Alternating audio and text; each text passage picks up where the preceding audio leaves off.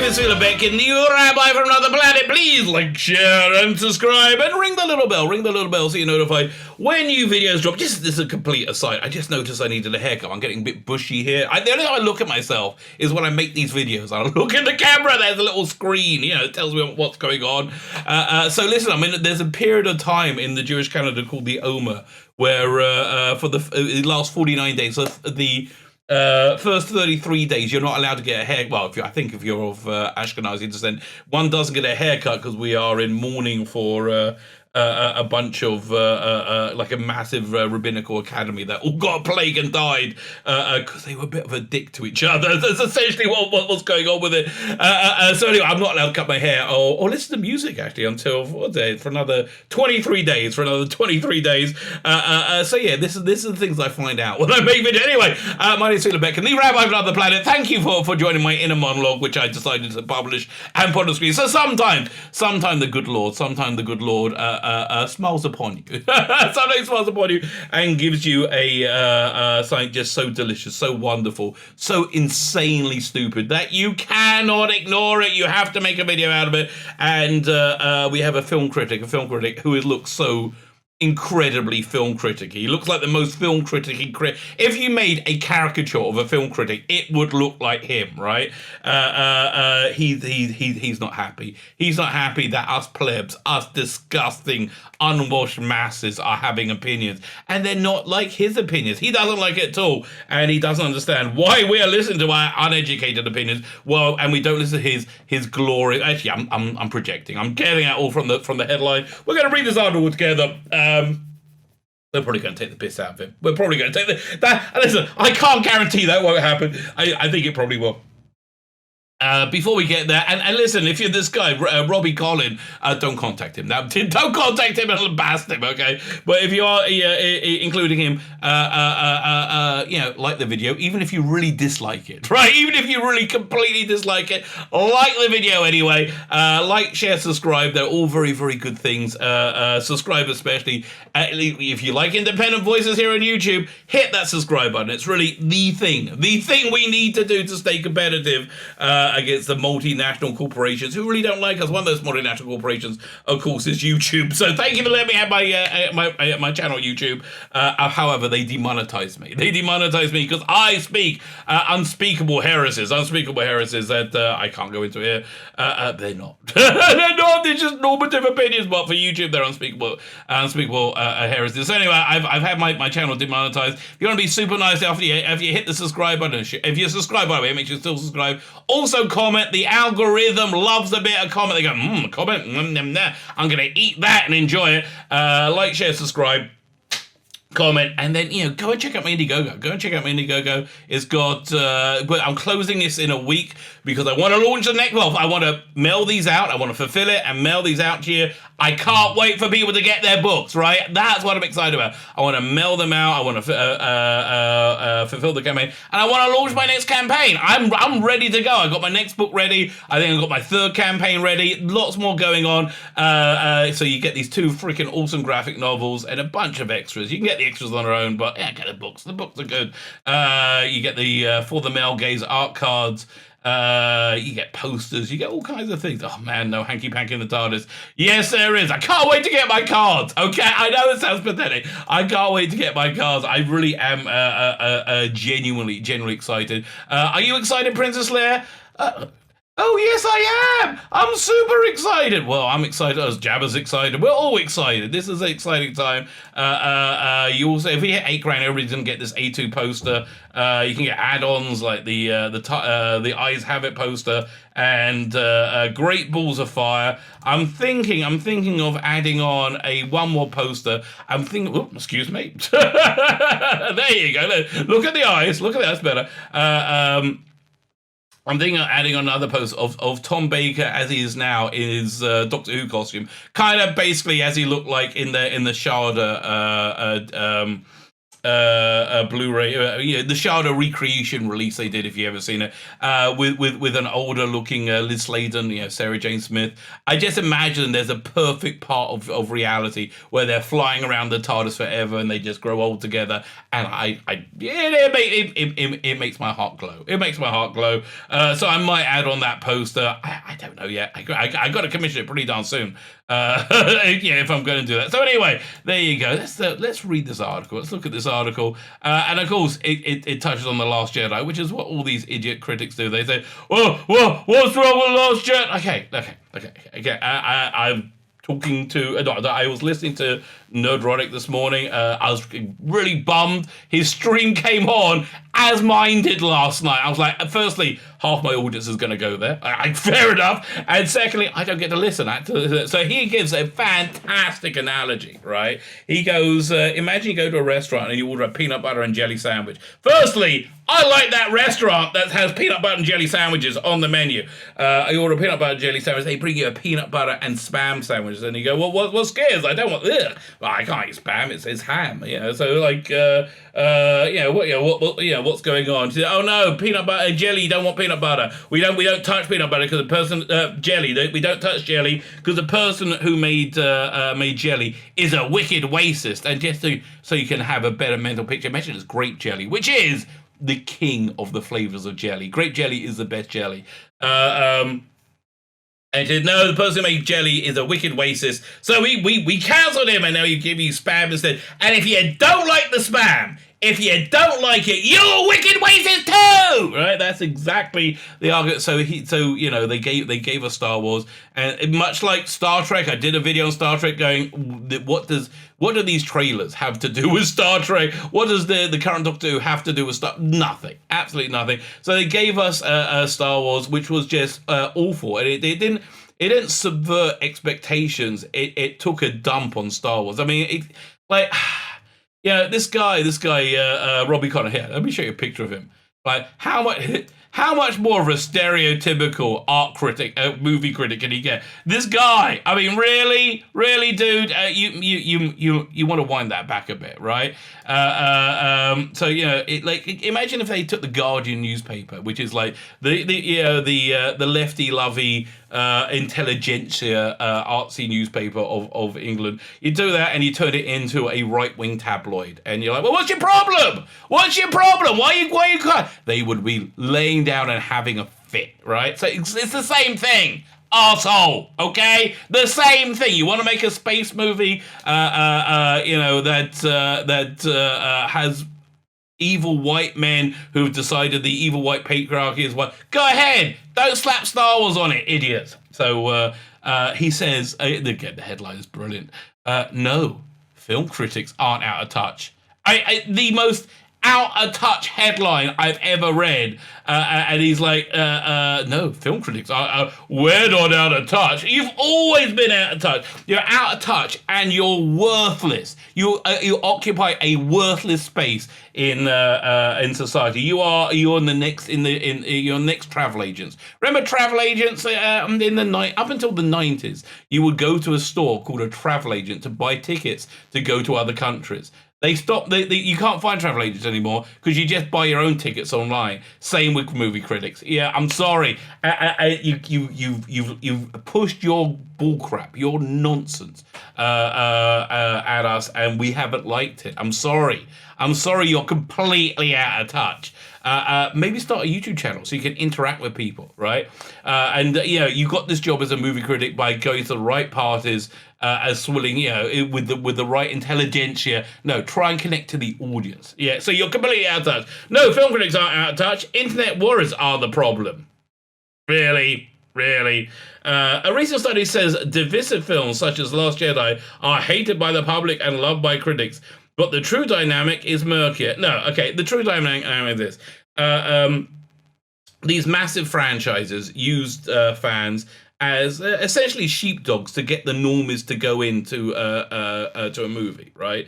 So the normies, generally speaking, don't notice somebody taking a dump on Star Wars or dump on Doctor Who or dump on Star Trek or the MCU. They don't notice it, right? But they know that. But we do.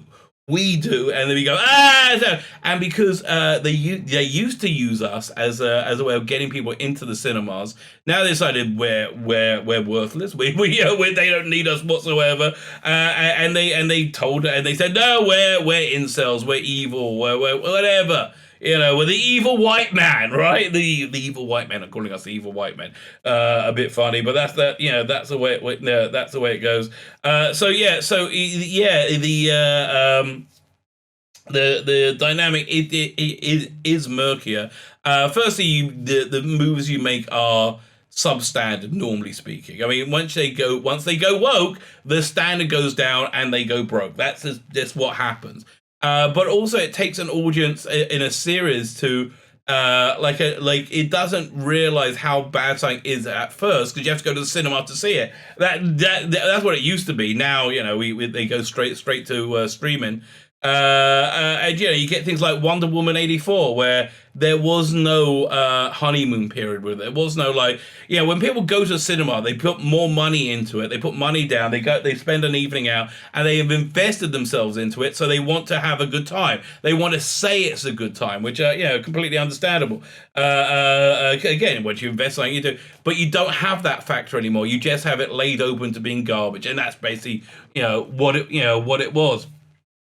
So let's read his idiotic points. I mean, listen, I haven't read this yet, but I'm just assuming this guy is an overeducated moron. That's just my assumption.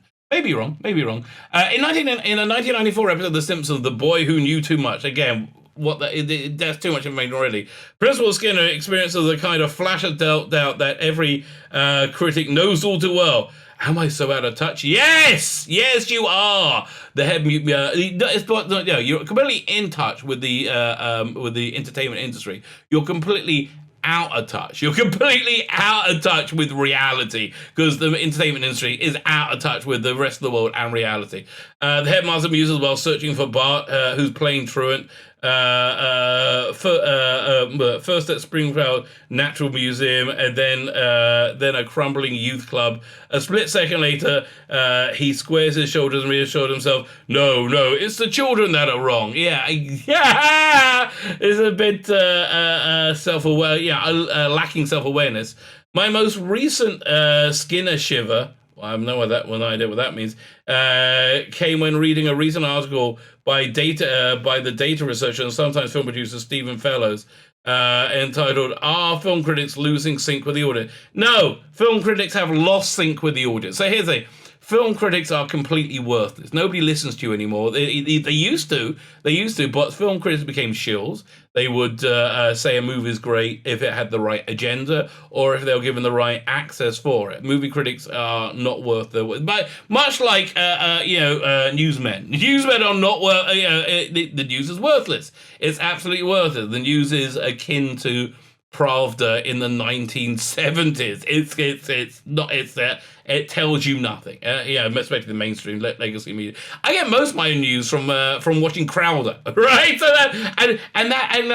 Crowder keeps saying this. I'm a comedian. I shouldn't be doing this, but people who make news, people who report news aren't, right? So that's basically what happened with movie critics. You lost touch with the audience completely, and you became superfluous. And concluding, yes, we increasingly are. After building a database of 10,499 movies released in America between 2000 and 2019, Follow plotted their scores on the review aggregation site Metacritic against their ratings on the IMDb, and found in the last 20 years an overall downward trend in correlation between the two. Yes, because we don't listen to you, because you sell us a bunch of bullcrap. The trend was more pronounced among films with a budget under 20 million. Yeah, because again, the big budget movies, they kind of hypnotize us. They hypnotized us into thinking they're not awful, right? That's essentially what happened. And I think that's kind of wearing off now. Like Captain Marvel, I am reasonably sure that Disney spent quite a bit of money buying up film tickets, cinema tickets for its opening weekend. Firstly, they get, I think, about a third of that back, or 2/3 of the cover price back, of the ticket price back. Secondly, they'll make that back in the second week. If they have $1 billion in the first week, that generates a momentum. You're going to cover whatever you spent on tickets. Yeah, in the second week, it's a reasonably good philosophy. I just don't understand people who go, oh, Disney wouldn't be that dishonest. What? Disney are essentially a fascist dictatorship, right? Essentially a fascist dictatorship with the morals of a fascist dictatorship. Where 20 minutes. Most foreign language features, while the appreciation gap was widest amongst films with critics of Pan, so far Skinner-esque. I have no idea what's going on. At first blush, these findings look bad news for any critic who believes, as I do, that criticism is most useful when engaged in good faith with contemporary taste. That's the trouble. There is no good faith. There's no good faith. Oh, I used to really be into the Oscars, right? I used to be like, oh, can't wait. And then year after year, I was seeing less and less of the movies represented there. So now I see none. If you ever catch a movie I'm reasonably into artsy-fartsy movies, right? I just don't see any, and it fell out of any interest in me. They lost touch with me because they were all critics, so I'd lost touch. With a contemporary for instance, if you don't have to enjoy superheroes, but you have to at least be prepared to reckon honestly with a manifestly colossal appeal. Well, it doesn't look like you are. Looks like you're going, oh God, I hate all these superhero movies. But if you don't think Fellowes' graphs and calculators actually prove what he thinks they do, God, he got his real knickers in a twist about this, didn't he? Even if his maths are on level. So, okay, his math is on the level. It seems to be, like, locally, it seems to be the trend that movie critics have lost the connection with the audience because movie criticism has vanished, right? It's less, who cares? Who cares what you guys think? What they actually illustrate, and which no working critic could contest, is over the last 20 years, reviews skew either negative or positive have increasingly become met with some degree of online pushback, which is usually unrelated to and often out of step with how the film has actually been received by the broader public. No! I'm sorry. Okay, listen. The Last Jedi was stunningly bad, but everybody went to see it because it was Last Jedi, because it was, and they were like, I like Force Awakens. I didn't really get that I was being bamboozled, but I kind of like Force Awakens. I was excited for it, and it was awful. It was absolutely awful. I think most people were like, that doesn't look very good. Like my kids are used as a barometer, especially my daughter, right, who's really not into genre at all. She recently watched Snyder Cut and was like, well, that's pretty good. A 4-hour movie, but I couldn't stop, I couldn't put it down. I'm really into it. She liked Wonder Woman 84 because it had Wonder Woman in it. That's basically what she wants to. But she was like, oh, that movie was kind of boring. Because she's the ultimate normie, right? And she's right. The trouble is when they become agenda-driven, when they become platforms, which is essentially what they are, the quality goes through the floor and everybody notices it. But again, if it's a series of movies, it's the next movie that you're gonna see. It's the aftermath that you got to look at, not the reaction of that movie where people are just kind of so shocked, which is what I was with Last Jedi. Like, I couldn't believe. I mean, like, it took me about a week before I went, oh my God, that's awful, right? That's awful. But now, because we're so used to these things being awful, the turnaround is much quicker. Again, Wonder Woman 84, that got panned in its first 24 hours, right? Is over the last 20 years reviews. So you say usually unrelated and often out of step with how the film has actually been received by the... No! Excuse me, no. Citation, please? Yeah, no, that's your opinion, and your opinion based on your fantasy that you're in any way relevant. Once again, let's have a look at this punim, right? Let's have a look at this face. Does that look like a relevant face to you? No. He looks like he time traveled from 1973. It looks like he just sat through the Star Wars episode. Well, it was called episode 1, just Star Wars, and he went, just a mind-boggling, confusing headache, space adventure. Yeah, exactly. Does this man look out of touch? Yes, he looks out of touch with everything. Okay, there we go. Or to put it in a more Skinnerism way, it's the audience who's wrong. Okay. By the audience here, I mean the same people who that follows. The same people that follows does internet users who are aware of IMDb's existence and have the time and inclination to open an account with the site. Members of this group differ from critics in a number of ways. They don't actually have to watch the film before they're ready. They normally do. And it's not IMDb. Oh, you don't really like the IMDb scores? Come over to YouTube, dick brain. Oh my god. Oh god. Again, overeducated morons. That's one of the building blocks of what's destroying Western civilization. Overeducated morons. People who have way too much education and are convinced that socialism is a good thing, where it's failed everywhere it's ever tried. Like everywhere they implement socialism on a wide scale, you end up with people eating dogs. But intellectually, and the reason these overeducated idiots do push socialism is because they don't have any money, because they don't bloody work hard enough. They don't work. They don't have a negotiable skill like this imbecile. Like this again. Your job is dried up around you. I can't say how much longer is the Telegraph, which is who you write for. How long are they going to even stay in print? The writing's on the wall. They don't have to have film. They can rate film as many times as they like, providing they can be bothered to keep creating new accounts in which to do so. So I have noticed it's normally people who are on the other side of the fence, on your side of the fence, that do this. Like, the Captain Marvel crazes. They will make 1,000 sock puppets to say, it's the greatest ever!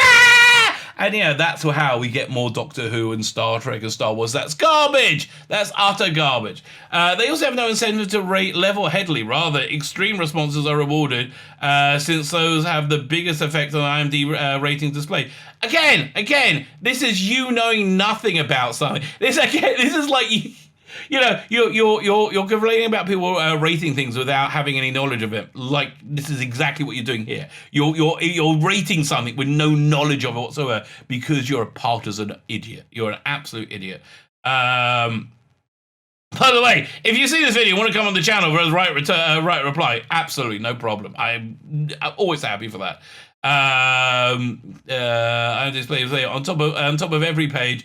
At the time of writing this, more than 1 in 6 of the U.S. user rating for Star Wars: Last Jedi, a notable background in U.S. culture wars, is either 10 out of 10 or is either 0 or 10 out of 10. Is that what you wanted to say? Really? If you're going to be condescending, right? If you're going to be condescending, you don't have room to make any mistakes, right? And you made a mistake, condescending idiot. Okay. You're talking about polarization. Yes. The reason there are 0 scores is because people thought it was worth 0. The reason there are 10 scores is because it bashes the patriarchy. That's why. Nothing to do with the bloody movie, right? The people giving it 10s. Nothing to do with the movie because it was hot garbage. Raylos liked it, right? They got to see a bit of what's his name with his shirt off, which is just weird. And of course, the same applies to most other online systems, including audience scores on the biggest review aggregator of them all, Rotten Tomatoes. Well, they again, big tech doesn't like the thing they gave us, which is a voice. They don't like us having a voice. They didn't realize what we would say, or they didn't realize we would say things they didn't want us to say. Useful as it would be for statisticians, if everyone was obliged to go online after watching a film and log their score, this just isn't how it works. I understand that, but again, you get user feedback. Though I don't doubt the statistics themselves, statisticians themselves may do this. People are driven to participate in polls in the hope that their view will shift the needle, which is basically what this is. When it gets down to your view isn't shifting the needle, which in film terms often means pushing back against a prevailing critical or commercial line. The Last Jedi was by far the most profitable release of 2017. Okay, so what? Again, that was a movie. That wasn't the movie where you'll see the reaction. Everybody was going to see it. Why were they going to see it? Because they liked the Force Awakens. There wasn't enough time for people to realize how bad it was before they jumped out. And also, getting rid of something that you love, which is Star Wars, is not easy. it's hard, like a lot, but a lot of you intelligentsia would keep with the Guardian even after it became a tabloid, right? Because you can't. It's hard to get rid of something that you've loved all your life, even though it's radically changed and the opposite of what it is. Most probably released there, but according to Metacritic, the best reviewed and according to Metacritic, the best reviewed Star Wars film since 1977 original. Yeah, I believe that because you critics are assholes. But didn't a certain subset of the franchise fan base hate it? No, the entire, I would say 95% hatred. 95% hatred. Again, Solo lost money. First Star Wars movies lose money, and it lost money not on its merits, on The Last Jedi's merits. Right? And Star Wars has been in free fall ever since. It's not worth the $4.5 billion they pay for it now. It's just they've depreciated the asset. What happened to Galaxy's Edge? Right? What happened to Galaxy's Edge? And it fell completely. It fell completely because it's all based on this sequel trilogy nonsense. Right? What happened to the Rose Tico action figures? They are landfill, and the Admiral Hodo. Again, if you want to say if you want to make a space movie that isn't Star Wars, that's nothing like Star Wars, that has spaceships in it, fine. But calling it Star Wars, calling that character Luke Skywalker was an absolute bastardization. I'm sorry. I'm sorry that people care about this stuff. I know there's things you must care about. It's imagine if you made Romeo and Juliet, and you cast Romeo was a black woman and Juliet was a tub of lard, right? It was a very interpretive, modern take on it. How would you like it? No, you would say, well, that's garbage. Oh, and then on top of it, it was actually garbage. It was like the quality was low.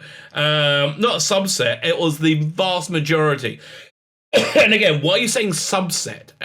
Again, vast majority, in my opinion. And according to the data, according to those pesky statistics that you don't like. Oh, I don't doubt the statistics, but I kind of do because it doesn't say what I want to say.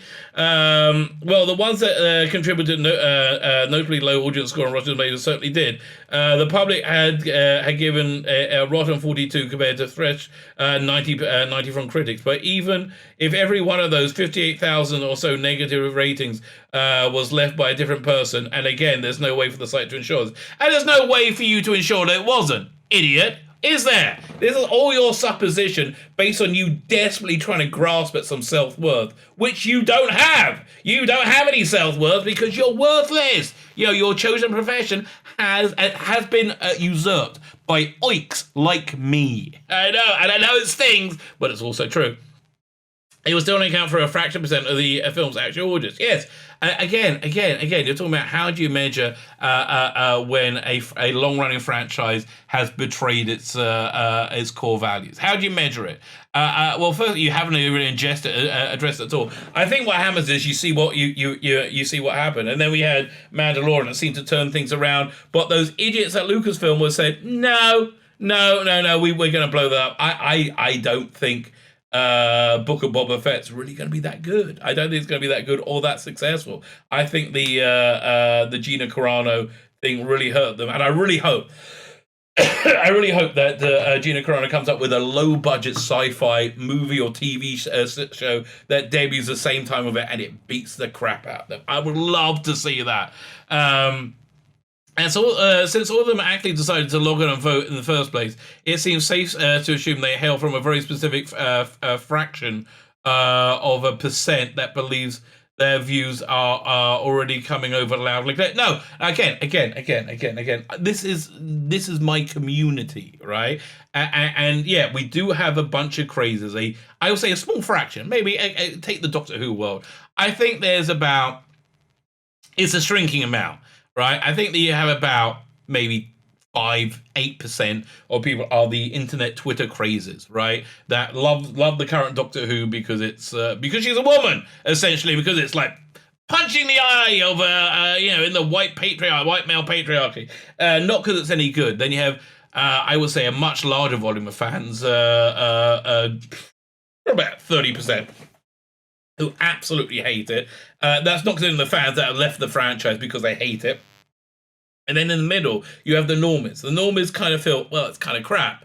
It's kind of crap. And the only way we're really testing it is looking at the demographic, looking at the ratings, right? So yeah, universally, when they go down the route of Star Trek, Star Trek Discovery or Star Wars Last Jedi, universally, they lose half their audience, right? That's just the data. And I know you go, but there's only a little bunch of people on IMDb.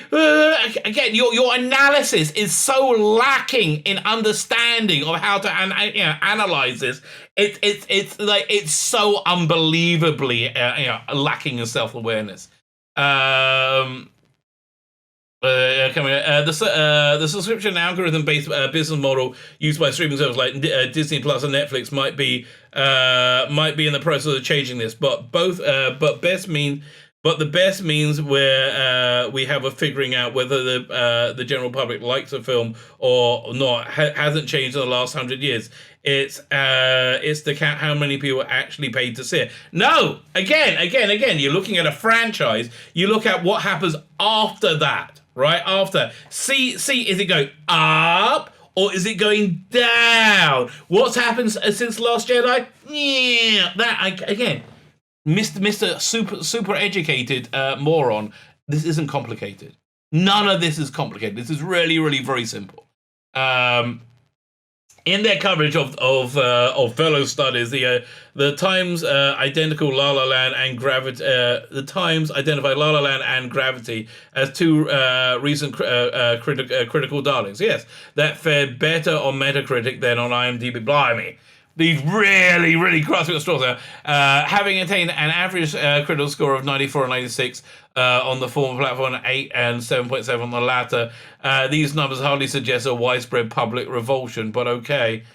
Yeah, nobody minded Gravity or La La Land. Again, Gravity wasn't destroying a beloved character, neither was La La Land, right? That's why, and again, you can't go something that's counter to the essence of Gravity. When Gravity, it's the first movie, right? It's the entirety of Gravity is Gravity, right? It can't go counter its essence if it is its essence. And again, why are you ignoring it? You're ignoring it because you want to be relevant. You want to be relevant, and you're not.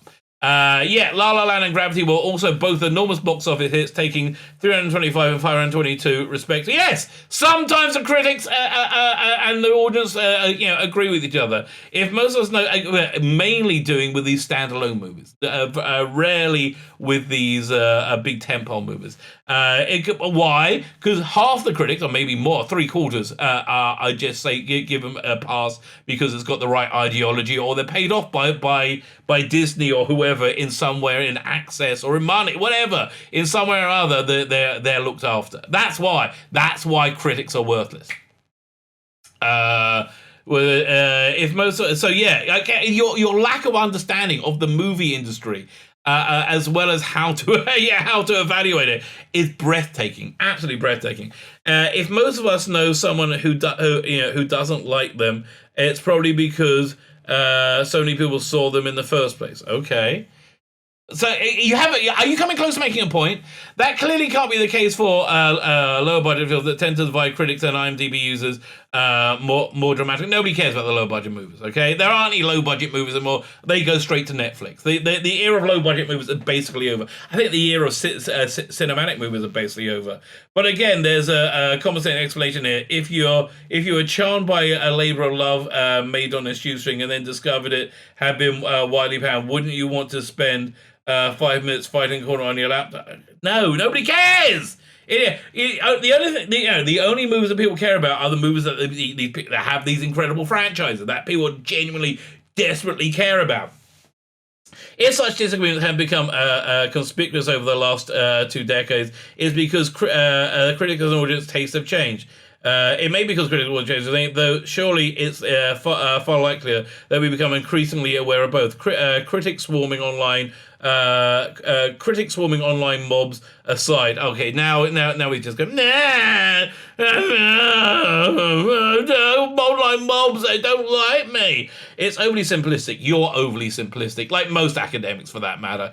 If it's not straightforwardly wrong to consider the two groups as rival tribes. They're not rival tribes. They're not rival. We have normal people and we have weirdos like you. You're one of the weirdos.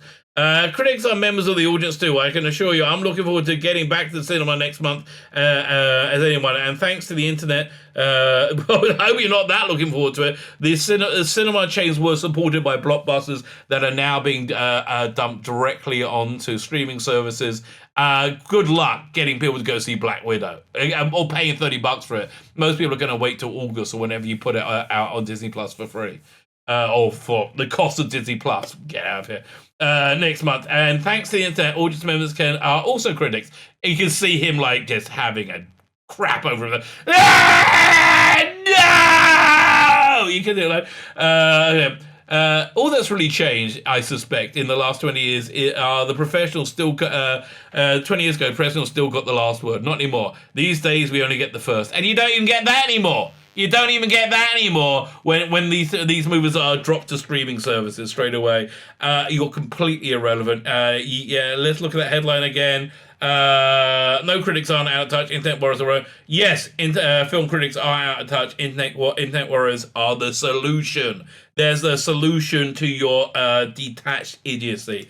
So there you go. If you do enjoy the solution, if you do enjoy the Internet Warrior solution, can you hit the subscribe button? If you're subscribed, make sure you're still subscribed. That'll be fan-dabby-double-dozy. My name is Cedar Beck, and you are Rabbi from another planet. Please like, share, and subscribe, and ring the little bell. Ring the little bell so you're notified when new videos drop.